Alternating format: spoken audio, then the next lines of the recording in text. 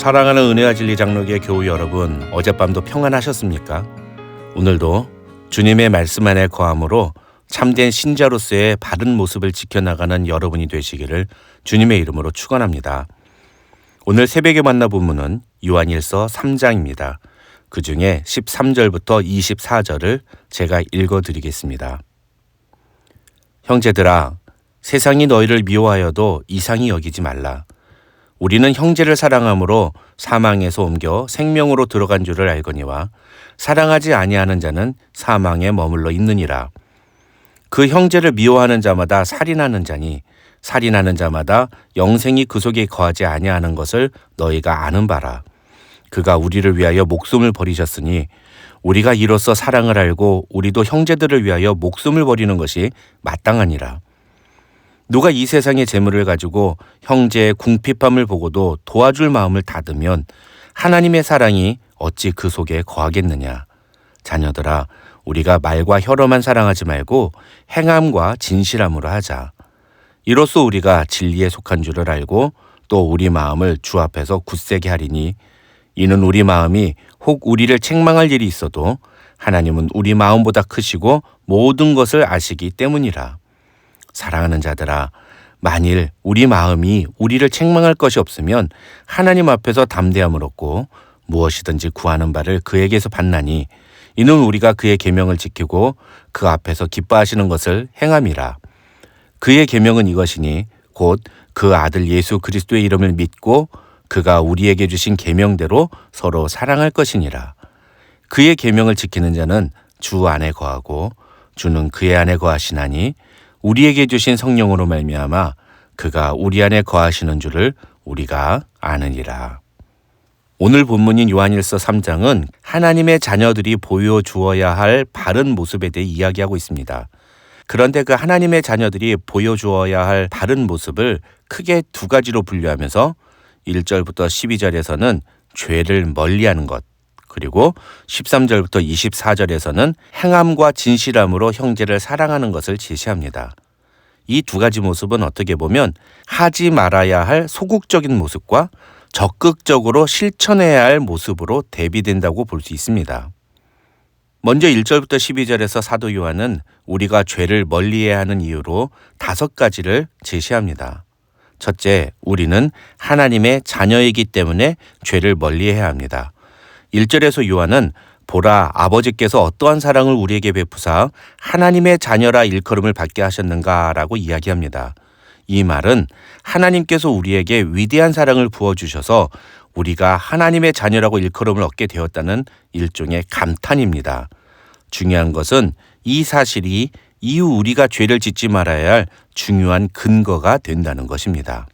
둘째, 우리가 하나님의 자녀가 되었다는 것은 지금의 모습이 끝이 아니라 장차 우리도 주님과 같이 변화될 것이라는 사실을 의미하며 이러한 소망이 우리에게 있기 때문에 우리는 죄를 멀리해야 한다는 것입니다. 그것이 바로 3절에 나오는 주를 향하여 이 소망을 가진 자마다 그의 깨끗하심과 같이 자기를 깨끗하게 하느니라는 말씀의 의미입니다. 세 번째 이유는 죄가 불법이기 때문입니다. 여기서 불법이란 하나님의 계명을 무시하는 행위를 의미합니다. 즉, 죄를 짓는 자는 하나님의 계명을 무시하는 자라는 뜻이고 하나님의 자녀가 하나님의 계명을 무시하는 것은 있을 수가 없는 일이기 때문에 하나님의 자녀가 된 우리는 죄를 멀리해야 한다는 것입니다. 그 다음 네 번째로 우리가 죄를 멀리해야 하는 이유는 범죄하는 자는 주님 안에 거하지 않고 주님을 보지도 못하고 주님을 알지도 못하는 자가 되기 때문입니다. 여기서 범죄하는 자라는 표현은 습관적으로 계속해서 죄를 짓는 것을 의미합니다. 그런 의미에서 반복적이고도 습관적으로 죄를 짓는 자는 그리스도 안에 거하지 않는 자이며 주님이 누구이신지를 제대로 알지 못하는 자라고 사도 요한은 지적합니다. 하나님이 어떤 분이신지를 아는 사람은 절대로 죄를 그렇게 반복적으로 짓지 못한다는 것이 사도 요한이 제시하는 메시지의 핵심인 것입니다.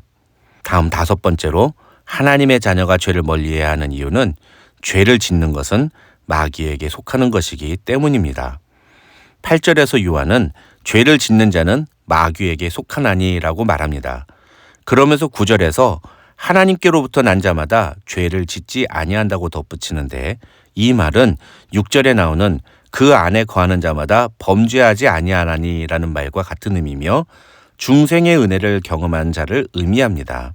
즉 예수 그리스도의 십자가 구속의 은혜로 구원을 받은 사람은 다시 그 죄를 반복적으로 또 습관적으로 저지르지 않는다는 것입니다. 구원받은 사람은 죄를 멀리하고 죄를 짓지 않으려고 하는 것이 마땅한 모습이라는 것입니다. 10절에서 사도 요한은 이렇게 죄를 멀리함으로 우리 하나님의 자녀들과 마귀의 자녀들이 구별된다고 이야기합니다. 그리고 이렇게 소극적인 의미에서 하나님의 자녀다운 모습을 보여주는 것처럼 적극적인 의미에서도 하나님의 자녀다운 모습을 보여주어야 하는데, 그것은 바로 의를 행하는 것과 형제를 사랑하는 것이라고 10절에서 이야기합니다. 사도 요한은 이제 12절부터 하나님의 자녀들이 보여주어야 할 적극적인 태도에 대해서 언급합니다.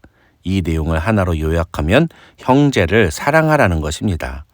어제 새벽에 만나에서 사도 요한이 왜 형제 사랑에 대해 거듭 강조를 하고 있는지에 대해 말씀을 드렸습니다. 이단의 침입으로 인해 에베소 교회 교인들은 서로에 대해 경계하는 태도를 보이기 시작했는데, 이것은 결국 공동체 전체를 무너뜨릴 만한 심각한 문제였다는 것입니다. 사도 요한은 먼저 죄를 멀리해야 하는 이유를 자세하게 설명한 것처럼 이제 형제를 사랑해야 하는 이유에 대해서도 자세하게 설명합니다. 먼저 우리가 형제를 사랑해야 하는 이유는 우리가 사망에서 옮겨 생명으로 들어간 자들이기 때문입니다. 14절에서 요한은 우리는 형제를 사랑함으로 사망에서 옮겨 생명으로 들어간 줄을 알거니와 사랑하지 아니하는 자는 사망에 머물러 있느니라고 말합니다. 여기서 사망에 머물러 있다는 말은 하나님과의 관계가 끊어진 상태를 의미하며 죄 가운데 그대로 있는 것을 말합니다. 그 다음 우리가 형제를 사랑해야 하는 이유는 만약 우리가 형제를 사랑하지 않고 미워하게 되면 그것은 곧 형제를 살인하는 것과 같은 것이기 때문이라고 사도 요한은 말합니다.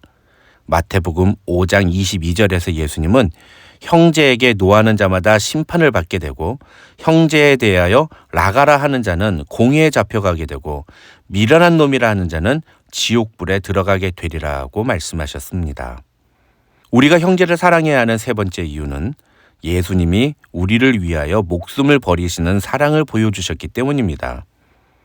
16절에서 요한은 즉 예수께서 우리를 위하여 목숨을 버리셨으니 우리가 이로써 사랑을 알고 우리도 형제들을 위하여 목숨을 버리는 것이 마땅하니라고 말합니다.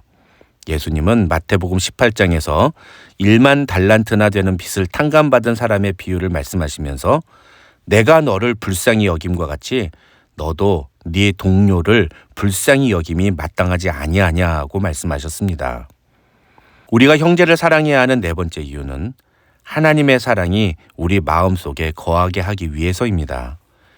이와 관련하여 사도 요한은 내일 본문인 4장 20절에서 이런 말을 합니다. 누구든지 하나님을 사랑하노라 하고 그 형제를 미워하면 이는 거짓말하는 자니 보는 바 그 형제를 사랑하지 아니하는 자는 보지 못하는 바 하나님을 사랑할 수 없느니라. 하나님을 사랑하는 사람은 마땅히 형제를 사랑한다는 것이 사도 요한의 논리입니다.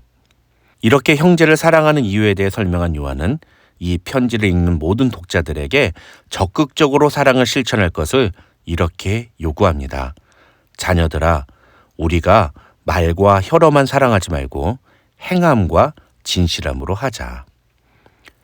말과 혀로만 사랑한다는 것은 공허하고 거짓된 사랑을 표현하는 것으로 겉으로는 상냥하게 말하면서 마치 상대에 대해서 배려하고 관심을 갖고 있는 것처럼 말하지만 실제로는 그를 위해 아무것도 하지 않는 태도를 가리킵니다.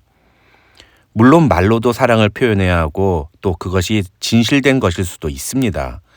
우리는 성경을 잘 읽어야 합니다. 요한은 지금 말과 혀로 사랑하는 것을 금하는 것이 아닙니다. 요한이 말하는 것은 말과 혀로 사랑을 표현했다면 그것을 행함으로 증명하라는 것입니다. 만일 행동이 뒤따르지 않는다면 그것은 진실한 사랑이 아니라는 것입니다.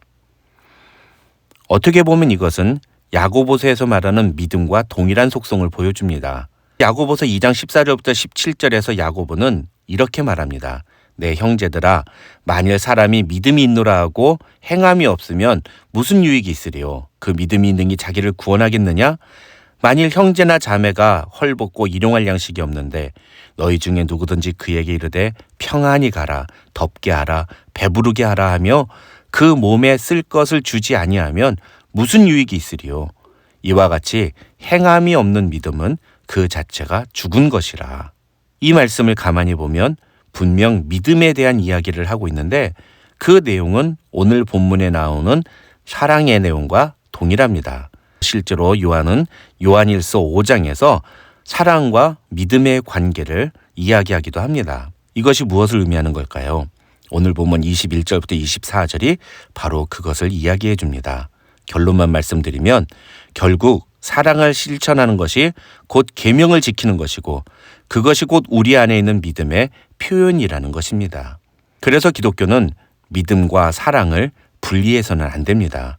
믿음이 있다면 사랑을 실천함으로 그 믿음을 나타내야 합니다. 믿음이 없으면 절대로 사랑할 수가 없습니다. 아니, 정확하게 말하면 믿지 않는 대상을 사랑할 수가 없는 것입니다. 우리가 누군가를 사랑하려면 먼저 우리에게 믿음이 있어야 합니다. 그것은 예수님에 대한 사랑이나 형제에 대한 사랑이나 동일한 것입니다. 사랑하는 성도 여러분, 오늘 하루 하나님의 자녀답게 죄를 멀리하며 형제 사랑을 행동으로 실천하는 귀한 믿음의 사람들이 되시기를 주님의 이름으로 축원합니다. 저는 우리 교회 교우들이 행함은 없고 말만 번지르한, 그러면서 자기 만족만을 위해 교회 다니는 그런 종교인이 되지 않기를 바랍니다. 우리는 하나님의 자녀들입니다. 오늘 본문에서 하나님의 자녀는 행함으로 마귀의 자녀들과 구별된다고 요한은 말했습니다. 오늘 하루 여러분의 모습을 통해 여러분이 하나님의 자녀라는 사실을 세상 모든 사람들에게 증명하는 그런 하루가 되시기를 주님의 이름으로 축원합니다.